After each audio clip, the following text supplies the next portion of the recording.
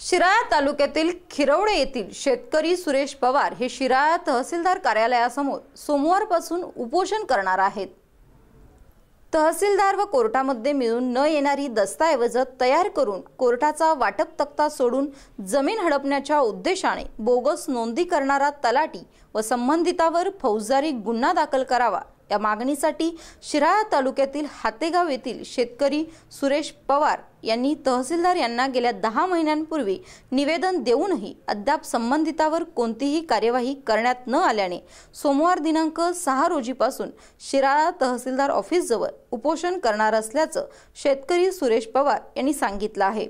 निवेदनाच्या प्रती शिराळा पोलीस ठाणे तसेच तहसीलदार शिराळा यांना देण्यात आल्या होत्या।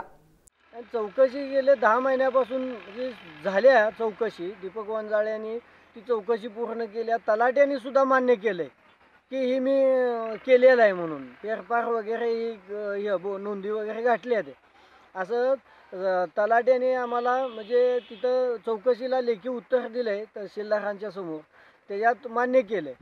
परंतु तहसीलदारांच्याकडे गेले 3 महिने झालं मी हेलपाट मारतोय की बाबा चौकशीत जे काय हे झालं त्यांच्यावर कारवाई करावी किंवा आम्हाला फौजदारीसाठी तुम्ही परवानगी द्यावी असं आम्ही त्यांच्याकडे मागणी केली असता 3 महिने हेलपाट घालून सुद्धा तहसीलदार त्या तलाट्याची पाठराखण करत आहेत। SBN मराठीसाठी शिवाजी कुंभार, शिराळा।